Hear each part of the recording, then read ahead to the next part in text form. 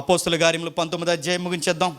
అపోస్తుల కార్యములు 19వ అధ్యాయం, అపోస్తుల కార్యములు 19వ అధ్యాయం, అపోస్తుల కార్యములు 19వ అధ్యాయం మొదటి 2 వచనాలు చూడండి. అపోల్లో కొరింథీలో పౌలు పై ప్రదేశములో సంచరించి ఎఫెసునకు వచ్చి కొందరు శిష్యులను చూసి, మీరు విశ్వసించినప్పుడు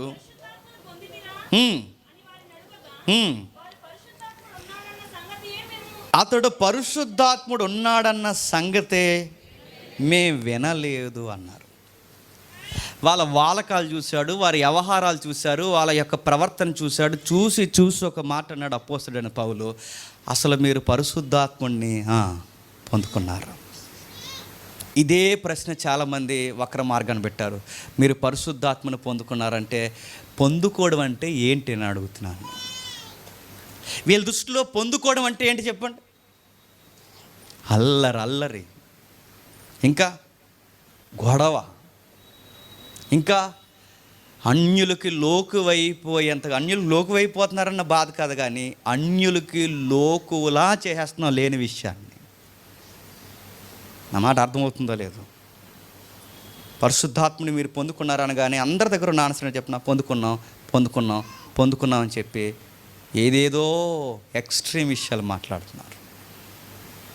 ఇదిగో నీ మీద పరిశుద్ధాత్మ పంపుతున్నాను, వాలంటీర్లు రెడీగా వచ్చేస్తున్నారు, పరిశుద్ధాత్మ పంపుతున్నాను, టచ్ అంటున్నారు. టచ్ ఏంటండి అని అడుగుతున్నాను. టచ్ ఏంటండి? అరే ఆయన వస్తాడు, నీతో ఉంటాడు, ఆయన లీగల్ అడ్వైజర్గా నడిపిస్తాడు. ఆయన ఎప్పుడు వస్తాడంటే ఆజ్ఞలు పాటించి రక్షణ పొంది, ఎవడైతే రక్షణ పొంది ఆజ్ఞలు పాటిస్తూ ఆయన విశ్వసించి నడుస్తారో వారిలో ఆయన ఉంటాడని బైబిల్ ఇంత కూలంకషంగా మనకు రికార్డెడ్గా బైబిల్ 261 సార్లు క్రొత్త నిబంధనలోనే ఇంత రికార్డ్స్ మనకుంటే ఈ టచ్లు ఎక్కడి నుంచి వచ్చినాయండి? బాధ అండి చెప్పనా. కొంతమంది అంటున్నారు ఆయనకు ఆ వరం ఇచ్చాడు, చెప్పండి మీకు బోధించే వరం ఇచ్చాడు, నీకు తిరమలేక చెప్తున్నా అలాంటివన్నీ. అది వరం, అది వరమా అని అడుగుతున్నాను. అట్టిపొలు పెంచడం వరమా ఏంటి? జ్వరం అంట, అదిగో వరమా? అది వరం అని అడుగుతున్నాను. వరాలని ఇది కలపకండి. చెప్పరు, తెలీదు, పైపెచ్చుకు ఒక మాట నేర్చుకున్నాం. ఈ మధ్య అతి ఆధ్యాత్మికత ఏంటి చెప్పిన, అయ్యో ఎవరిని ఏమనకూడదండి. మనం ఎవరిని ఏమంటలేదు, చెప్పండి, ఎవరిని ఏమంటలేదు. వాళ్ళ పర్సనల్ లైఫ్ మాట్లాడడం, మనం ఎవరిని ఏమంటలేదు, వాళ్ళని ఎద్దేవి చేయట్లేదు, ఎటకారం చేయట్లేదు. మనం చెబుతున్నది ఏంటంటే బైబిల్లో ఉన్న పరిశుద్ధాత్ముడు వేరు, చెప్పండి, మీరు బోధిస్తున్న పరిశుద్ధాత్ముడు వేరు. ఒక ఇంపార్టెంట్ వచనం చూసి మనం ముగించుకుందాం. కొరింథీయులకు రాసిన 2వ పత్రిక 11వ అధ్యాయం, కొరింథీయులకు రాసిన 2వ పత్రిక 11వ అధ్యాయం, కొరింథీయులకు రాసిన 2వ పత్రిక 11వ అధ్యాయం 2వ వచనం నుంచి 4వ వచనం వరకు చదువుతాం.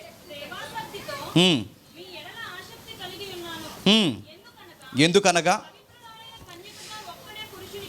పవిత్రురాలైన కన్యకగా ఒక్కడే పురుషునికి, అనగా క్రీస్తునకు సమర్పింపవలనని మిమ్మును ప్రధానము చేసిదని గాని సర్పము తన కుయుక్తి చేత అవ్వను మోసపరిచినట్లు మీ మనస్సులను చెరపబడి క్రీస్తు ఎడలున్న సరళత నుండి, పవిత్రత నుండి ఎట్లయినా మీరు తొలగిపోవునేమో అని భయపడుచున్నాను. పౌలు గారికే భయం వేసేసిందంట. ఏ విషయాన్ని బట్టి? సంఘము, కన్య అయిన సంఘము అవ్వ సాతాను చేత ఎలా చెరపబడిందో, మోసపరచబడిందో, దేవుని ఆజ్ఞల నుంచి దూరం చేయబడింది. ఇప్పుడు కన్య అయిన సంఘము కూడా, చెప్పండి, అలాగే అపవిత్రతలోనికి, మూఢనమ్మకాల్లోనికి, లౌకికమైన విషయాల్లోనికి దేవుణ్ణి వదిలి మరొక నమ్మకాల వైపుకి తిరిగిపోతారేమో అని భయం వేస్తుంది అన్న. ఏ విషయాలు సార్ అంటే 3 విషయాలు చెప్తున్నాడు చూడండి. ఆ 3 చూడండి. ఒకటి, కిందికి ఏలయనగా వచ్చినవాడు ఎవడైనను మేము ప్రకటించని మరొక యేసునైనను ప్రకటించినను, లేక మీరు పొందని మరొక ఆత్మను మీరు పొందినను, మీరు అంగీకరింపని మరొక సువార్తను మీరు అంగీకరించినను మీరు వారిని గూర్చి సహించుట యుక్తమే. ఏమంటున్నాడండి? 3 విషయాలు ప్రమాదం ఉన్నాయంటే సంఘము పాడైపోవడానికి ప్రధానంగా 3 విషయాలు. ఒకటి, అపోస్తులు ప్రకటించిన క్రీస్తును కాకుండా వేరే క్రీస్తుని ప్రకటిస్తారట. నెక్స్ట్, బైబిల్ ఉన్న పరిశుద్ధాత్ముడిని కాకుండా చెప్పండి వేరొక పరిశుద్ధాత్ముడిని ప్రకటిస్తారట. నెక్స్ట్, బైబిల్ ఉన్న సువార్త కాకుండా చెప్పండి వేరొక సువార్త చెప్తారు. ఇవేనండి సంఘం పాడైపోవడానికి. ఇప్పుడు ఏం జరుగుతుంది చెప్పండి?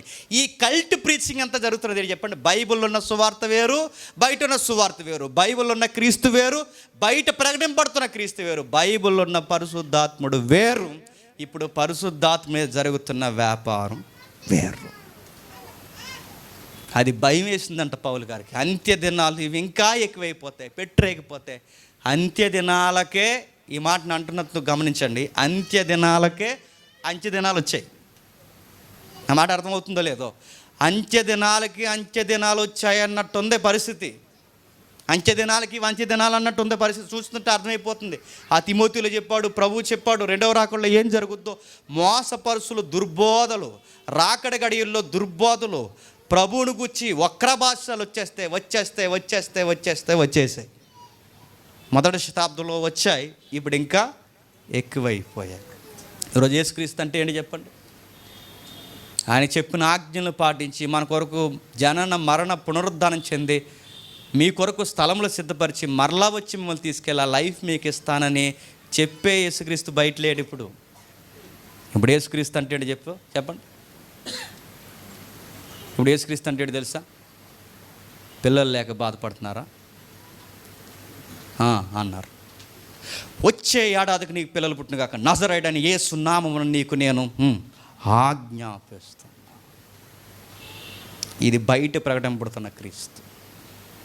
ఇదిగో మీకు గడ్డ చేత బాధపడుతున్నారా? ఒక ఆయన అంటున్నాడు, బిడా లేచాడు. బిడా, రాళ్ళు చేత బాధపడుతున్నావు కదా, కిడ్నీలో నీకు రాళ్ళు ఉన్నాయి అన్నాడు. నజరేయుడైన యేసు నామమున నీ రాళ్ళు పోవును గాక అని ఆడంటున్నాడు. తగ్గిపోయినాయి. ఇంత దారుణం ఏంటండి? బైబిల్లో ఉన్న క్రీస్తు వేరు, బైబిల్లో ఉన్న ఆత్మకార్యాలు వేరు, బైబిల్లో ఉన్న సువార్త వేరు, బయట జరుగుతున్నది వేరు. కానీ మెజారిటీ ఏది నమ్ముతున్నారు చెప్పండి? తప్పుడు నాశనానికి పోయే మార్గాన్ని ఎక్కువ నమ్ముతున్నారు. ఇలాంటివి మనం మాట్లాడితే మనల్ని ఎటకారం చేస్తున్నారు. ఇలాంటివి ఉన్నాయని చెబితే ఎటకారం చేస్తున్నారు. పోనీ చెప్పేవాళ్ళు ఇలాంటి వారిని అరికట్టిన వారు ఏమైనా అరికట్టి చెబుతారంటే అరికట్టే వాళ్ళని చూపించి పబ్లిసిటీ చేసుకుంటున్నారు. చెబుతారంటే సవాల్ చేస్తున్నారు. దమ్ముంటే ఇదిగో నాకు ఈ అద్భుత కార్యం చేయంటే, దమ్ములుంటే అద్భుత కార్యాలు జరగవు. దుమ్ములు ఇరుగుతాయి తప్ప దమ్ములుంటే అద్భుత కార్యాలు జరగవు. దమ్ముంటే చేయి అంటే దమ్ముంటే చేయమంటే పరిశుద్ధాత్ముడు కానీ ప్రభు అయిన యేసుక్రీస్తు వారు దమ్ముతో ఎక్కడ ఆత్మకార్యాలు జరిగించలేదు. విశ్వసించిన వారికి ఆత్మకార్యాలు జరిగించారు. మీకు అడగడం రాదు, వాళ్ళకి చెప్పడం రాదు, ఈనే వాళ్ళకి అసలు ఎండమే రాదు. ఇది ఇప్పుడు జరుగుతున్న తంతు. అందుకే ఆ ఊబులో మీరు పడకూడదని నా బాధ. అడిగే వాళ్ళకి అడగడం రాదు, ఆ చెప్పేవాడికి చెప్పడం రాదు, ఈనే వాళ్ళకి ఏది వింటున్నారో కూడా చెప్పండి తెలియదు. సూపర్ అన్న, డోపర్ అన్న, దమ్మున్నవాడు అన్న, నువ్వు లేపుతావన్న పేరెట్ట అంటున్నాడు ఆడు. నువ్వు ఆడిని ఆపుతావన్నా, నువ్వు తోపన్నా, తురుము అంటున్నాడు ఈడు. మరి ఎవడ్రా పరిశుద్ధాత్మని గురించి మాట్లాడంటే? పరిశుద్ధాత్ముడు అనగానే వాళ్ళ ఇంటర్ప్రిటేషన్ వేరు, వీళ్ళ ఇంటర్ప్రిటేషన్ వేరు. కానీ బైబిల్ ఉన్న రెఫరెన్స్ వేరు. అందుకే పార్ట్ 1 మనం చూసాం. ఇప్పుడు చెప్పండి, పరిశుద్ధాత్మ దేవుడిని మనకి ఎందుకు అనుగ్రహించాడంటే ఆయన వెళ్ళిపోతూ మనకి ఇవ్వబడిన బహుమానమే. చెప్పండి, పరిశుద్ధాత్మ దేవుడు ఎందుకు ఆ బహుమానాన్ని ఇచ్చాడంటే ఈ లోకంలో నువ్వు బతకాలంటే నీకు ఒక అడ్వైజర్ ఎంత అవసరమో ఈ లోకంలో దేవుని చట్టాన్ని పాటిస్తూ నువ్వు బ్రతకాలి అంటే నీకు కూడా చెప్పండి ఒక లీగల్ అడ్వైజర్ అవసరం. నెక్స్ట్, ఈ పదం ఈయనకే కాదు, ప్రభు అయిన యేసుక్రీస్తు వారికి కూడా రాయబడింది. ఎక్కడ? మొదటి యోహాను పత్రిక ముగించేద్దాం, నిజంగానే ముగించేద్దాం. మొదటి యోహాను పత్రిక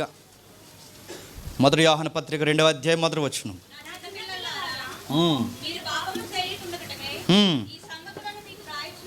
ఈ సంగతులను మీకు రాయిచున్నాను, ఎవడైనను పాపము చేసిన ఎడల నీతిమంతుడై యేసుక్రీస్తును ఉత్తరవాదికి మరో పదం ఏంటి చెప్పండి? ఆదరణకర్త. ఆదరణకర్తకి మరో ఒక పదం ఉత్తరవాది, న్యాయవాది. ఇప్పుడు చెప్పండి, ఇవే పదాలు ఎవరికి వాడారు? పరిశుద్ధాత్ముడికి వాడిన ఆదరణకర్త, ఉత్తరవాది అనే పదం మళ్ళీ ఎవరికి ఉంది? ప్రభు అయిన యేసుక్రీస్తు వారికి. ఇప్పుడు నేను అడుగుతున్నాను, అంటే మనకిద్దరు లీగల్ అడ్వైజర్లు ఉన్నారన్నమాట. ఎవరు చెప్పండి? ఒకరు ప్రభు అయిన యేసుక్రీస్తు వారు, రెండు పరిశుద్ధాత్మ. అంటే మన పక్షమున తండ్రి దగ్గర ఎప్పుడో ఒక ఆయన ఉండి, మన పక్షమున ప్రభువా ఇదిగో నన్ను చూడు, నా నీతిని బట్టి ఆ బిడ్డని క్షమించని ఒక లీగల్ అడ్వైజర్ ఎప్పుడు తండ్రి దగ్గర ఒక ఆయన ఉంటాడు. రెండవది, అది అలా చేయకూడదురా, నీతిని గూర్చి, పాపమును గూర్చి, తీర్పును గూర్చి ఎప్పటికప్పుడు మనం లైన్ చేసి మనలో ఉండే మరొక లీగల్ అడ్వైజరు చెప్పండి, పర్సన్. అంటే మన కొరకు ఎంతమంది పని చేస్తున్నారు చెప్పండి? ఇద్దరు పని చేస్తున్నారు. నువ్వు ఇలా ఉండాలని ఎవరు ఎదురు చూస్తున్నారు చెప్పండి? నీ తండ్రి అయిన దేవుడు ఎదురు చూస్తున్నాడు.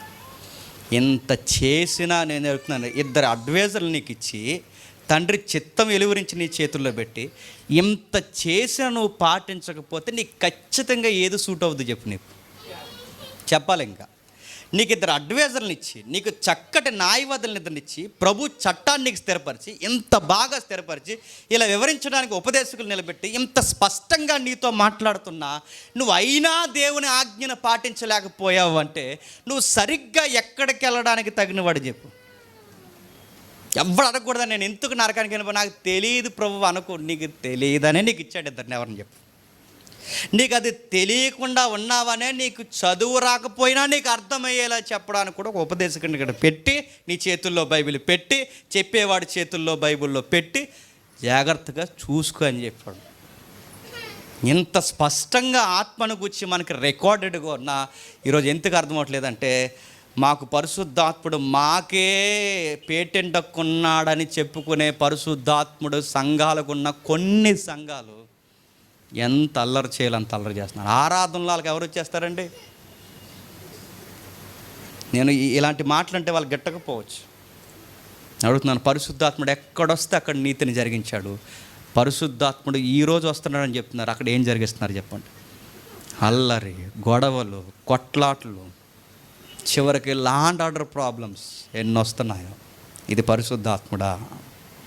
అందుకే బయట ఉన్న ఆత్మ వేరు చెప్పండి, బైబిల్లో ఉన్న పరిశుద్ధాత్ముడు. మరి బయట ఉన్న ఆత్మ ఏ ఆత్మ అంటే తెస్సలోనిక పత్రికలో ఉంది, అది భ్రమపరచు ఆత్మ. ఏ ఆత్మ? భ్రమపరచు ఆత్మ. ఎవరిని భ్రమపరుస్తుంది? సాధ్యమైతే ఏర్పరచబడిన వారిని కూడా చెప్పండి. భ్రమకు గురి చేసే వక్తలు, భ్రమపరచు ఆత్మలు అంత్య దినాల్లో స్వయం విహారం చేయిస్తున్నారు. అవే ప్రజలు నమ్ముతున్నారు. ఆ ఊబులో కొట్టుకుపోకూడదంటే మనకు ఫైనల్ అథారిటీ ఒకటే చెప్పండి, బైబిల్. బైబిల్ బైబిల్ ఈ బైబిల్ ఏం చెప్తుందో, ఈ పరిశుద్ధాత్ముడు ఏమై ఉన్నాడో ఆయన బయట ఉన్న పరిశుద్ధాత్ముడికి మ్యాచ్ అవ్వాలి. ఆయనకు అలా మ్యాచ్ అవ్వకపోతే అది పరిశుద్ధాత్ముడు కాదు చెప్పండి, భ్రమపరచు ఆత్మ. భ్రమ భ్రమ భ్రమ అంతే.